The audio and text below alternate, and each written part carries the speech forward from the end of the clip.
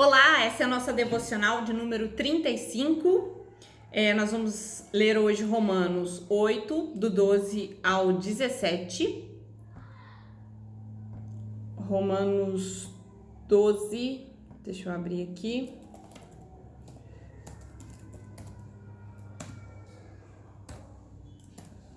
Você vai abrindo aí também. Ok.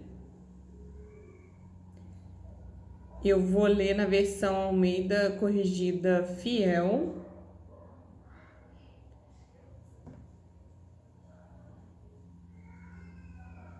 Diz assim: de maneira que, irmãos, somos devedores não da carne, para viver segundo a carne. Porque se vivermos segundo a carne, morrereis. Mas se pelo Espírito mortificardes as obras do corpo, vivereis. Porque todos os que são guiados pelo Espírito de Deus, esses são filhos de Deus. Porque não recebestes o espírito de escravidão, para outra vez estardes em temor, mas recebestes o espírito da adoção de filhos, pelo qual clamamos Abba Pai. O mesmo Espírito testifica com o nosso espírito que somos filhos de Deus. E se nós somos filhos, somos logo herdeiros também, herdeiros de Deus e co-herdeiros de Cristo. Se é certo que com ele padecemos, para que também com ele sejamos glorificados. Esses foram os versos de 12 a 17. Bom, não temos mais, não estamos mais no poder da carne. E por isso, não há mais condenação em nós, que foi o início desse capítulo 8, né? Nenhuma condenação há para aqueles que estão em Cristo Jesus. Hoje vamos questionar seu estado diante de Deus, né? Pois essa é a coisa mais importante. A vida eterna está em jogo, né? Então esse é um questionamento muito importante. Porque nós vimos que quem está em Cristo não tem condenação. Como eu sei se eu estou em Cristo? Então, esses versos vão tratar desse questionamento, né? Bom, Paulo começa o verso 2 falando assim, pois. Isso significa que ele está se referindo a algo que ele disse antes, né? E o que ele disse antes é que o Espírito de Deus habita em nós. Se não somos mais devedores da carne, não precisamos mais fazer a vontade da carne. Portanto, não somos mais obrigados a viver pela carne, né? Segundo ela, eu sou constrangido a viver em obediência a Cristo. Então, o que demonstra que o Espírito de Deus, que é a marca, que é o selo daqueles que pertencem a Deus, apresenta como evidência de que ele tem o Espírito Santo? Não é falar em línguas, não é rodopiar, não é nada dessas coisas. Na verdade, o que a palavra nos diz é que quem tem o Espírito, assim pois, se ele falou antes que a gente tem o Espírito Santo, assim pois, nós não somos mais devedores da carne, né? Não precisamos mais fazer a vontade dela. Portanto, nós somos agora, né? Não somos mais obrigados a obedecer os desígnios e desejos da carne, né? Pelo contrário, somos impelidos, constrangidos a obedecer a Cristo. Então, é isso que é a primeira evidência, né? Assim, pois, se você tem o Espírito, você não vive mais na obediência da carne, né? Sendo devedora dela, escrava dela. E aí, o verso 13, ele vai dizer assim: porque se viverdes segundo a carne, morrereis. Se pelo Espírito mortificardes as obras do corpo, vivereis. Então, o que ele está dizendo? É um porquê, né? Se eu viver segundo a carne, estarei no caminho da morte. Mas se viver no Espírito, e isso é o Espírito Santo, mortificarei as obras da carne. Ou seja, eu não farei aquilo que que a carne quer, deseja, anseia. Não podemos fazer confusão entre tentação e pecado, tá? Porque a gente vive uma luta, vivemos uma luta, é fato. Só que a gente ganha essa luta na maioria das vezes. Por quê? Porque o Espírito de Deus é quem nos vivifica e nos auxilia a mortificar as obras da carne. Ou seja, revelar com as minhas atitudes que eu estou morta para a carne, morto para a carne e vivo para a obediência a Cristo. Então, o que ele está dizendo? Se você está vivendo conforme, a carne, você está caminhando para a morte. Mas se você está matando as obras da carne, ou seja, não obedecendo elas, você está vivendo no Espírito. Então, é uma outra evidência, Você mortifica as obras. Ali fala que você não deve mais obediência. Aqui no 13 já está falando que você mortifica as obras da carne. O que é mortificar? É vir essas tentações diante de você e você conseguir dizer não. E você não cair nessa tentação, tá? Então, temos que separar a tentação do pecado. O tempo todo nós somos atacados, pelos desejos e paixões da carne. A carne está dentro de nós, a gente não pode ignorar isso, Nós ainda vivemos nesse corpo corruptível.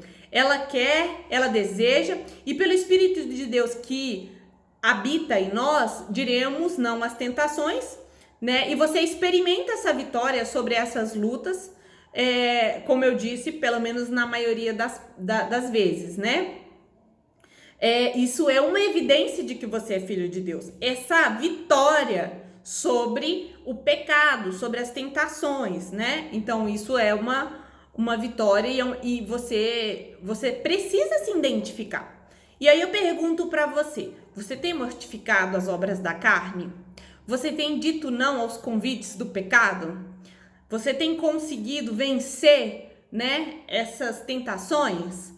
Então, é algo que a gente precisa pensar sobre nós, Porque isso afeta, o nosso estado diante de Deus, Se salvos ou não, se estamos debaixo de condenação ou não. Aí, chegamos ao verso 14. O verso 14 vai dizer assim, porque todos os que são guiados pelo Espírito de Deus, esses são filhos de Deus. Então, é um novo indício de que o Espírito de Deus habita em você, que é ser guiado pelo Espírito de Deus, Aí,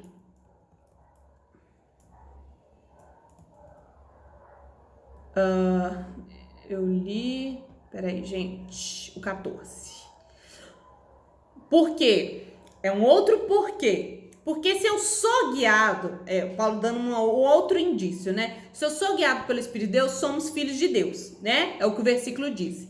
Essa filiação é tão importante nesse momento, pois Paulo usa pela primeira vez o termo filho de Deus.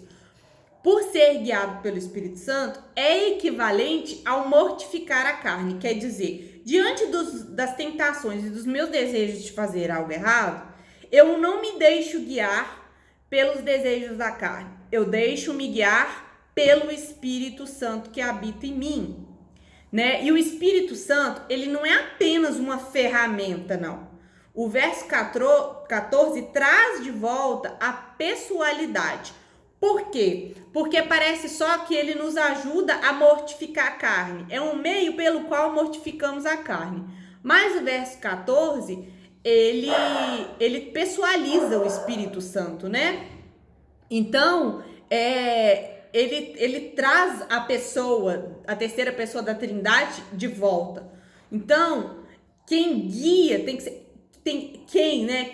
se alguma coisa guia, tem que ser quem é a pessoa que guia. Então, ele traz essa terceira pessoa da Trindade, pessoalizando ela, Então, nós somos controlados por alguém, e esse alguém é o Espírito Santo, Então, assim, não sou eu que controlo o Espírito Santo, não é você que controla. A gente não tem o poder de acionar o Espírito Santo, tá? é o Espírito Santo quem nos controla, nos guia e nos direciona.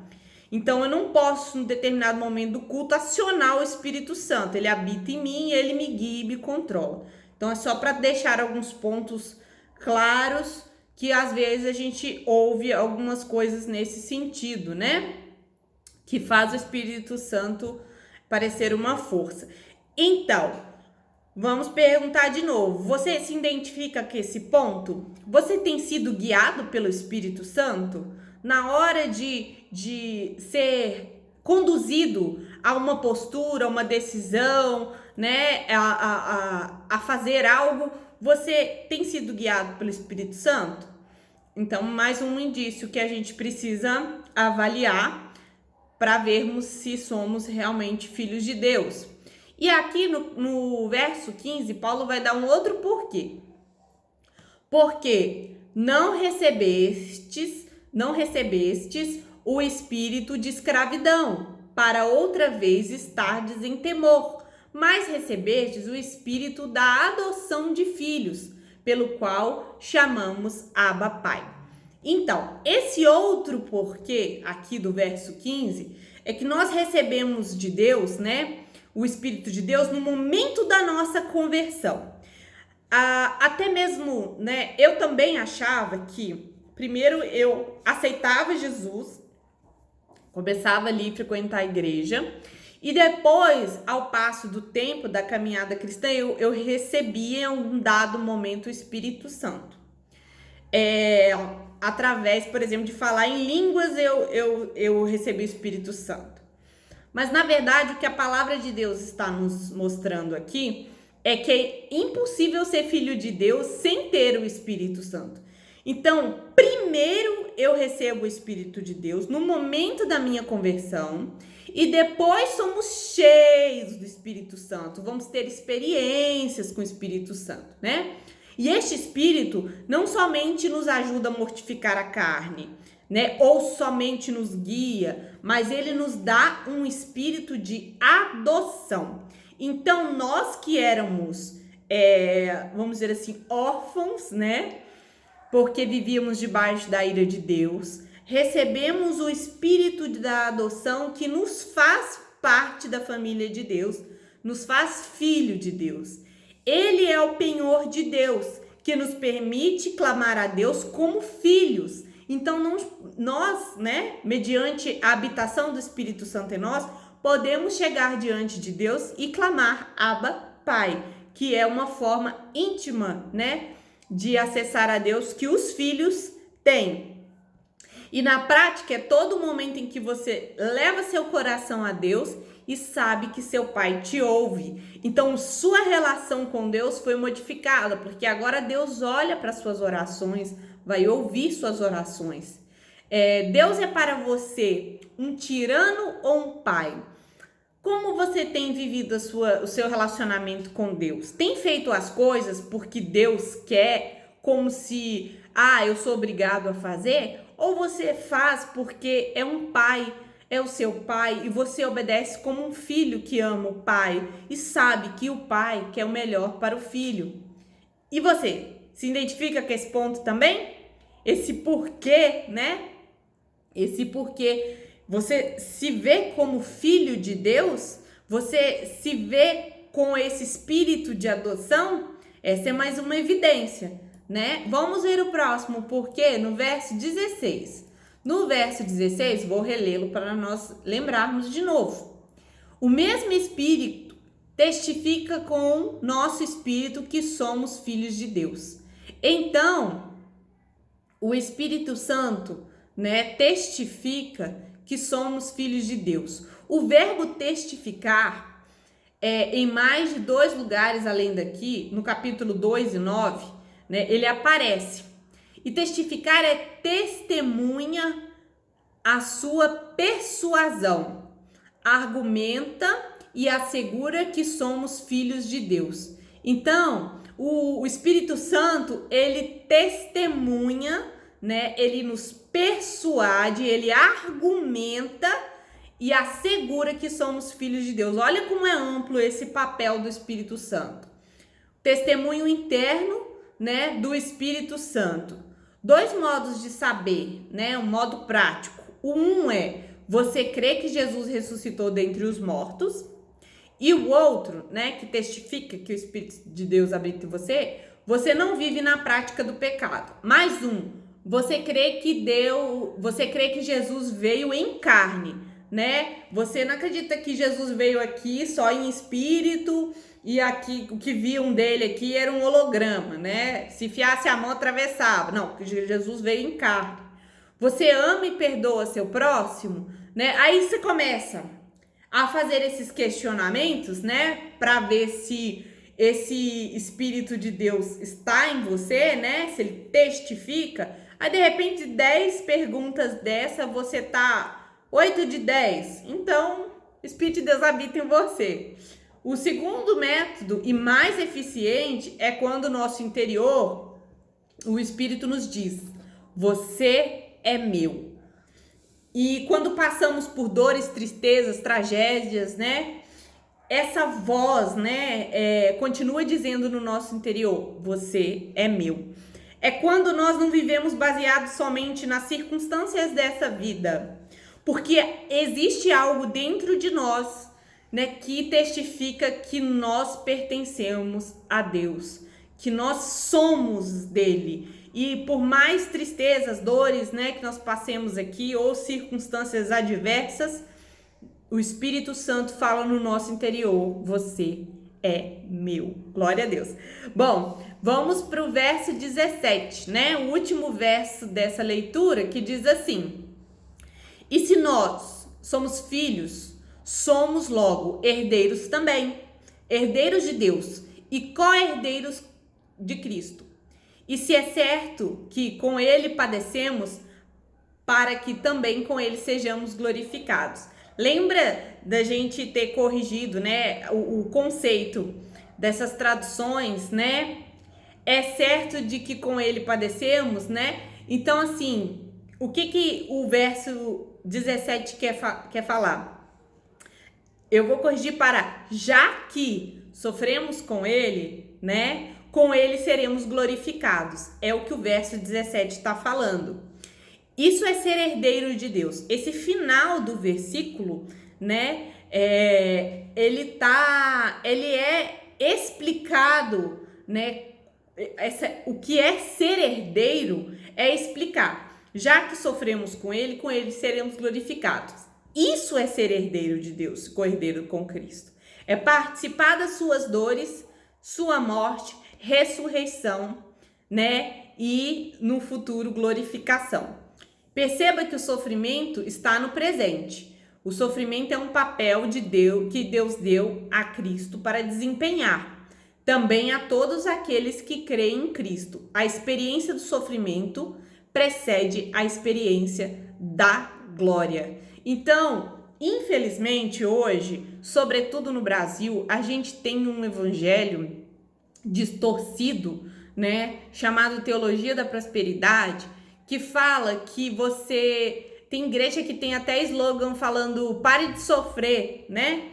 E esse não é o evangelho do apóstolo Paulo, porque aqui o sofrimento faz parte da vida do crente. Ele não é poupado, e já que com Cristo nós sofremos, ou seja, herdamos isso dele, né? Também herdaremos a glória, né? Então, o verso 17 nos fala dessa herança, né? Que é sim para uma glória eterna, mas ainda temos um sofrimento neste tempo presente. Bom, vou passar aqui algumas aplicações. A certeza da salvação é algo que precisamos ter com diligência, pois o crente que assim o é destemido, e as coisas dessa vida não faz perder o foco das coisas de Deus e da eternidade. Então, ter certeza da salvação não nos faz olhar para a vida com um foco nessa linha, né, em que estamos vivendo agora, até a nossa morte física. Nos faz ver muito além dela, né? Que é desde a criação do mundo, né, onde Deus nos revela, até a eternidade, com as promessas que Deus nos fez. Outro ponto, ou você tem o gosto pelo pecado ou você tem certeza da salvação. As duas coisas não coexistem, tá? Ou é uma coisa ou é outra. Vamos lembrar aqui tudo que Jó passou. Jó é um exemplo disso, né? Jó passou por todo um sofrimento, né? Ele não estava entendendo por que estava passando esse sofrimento, né? E parece que a luz de Deus, né, naquele momento de luta, se apagou. Até que novamente a luz de Deus brilhou e Jó volta melhor do que era, né?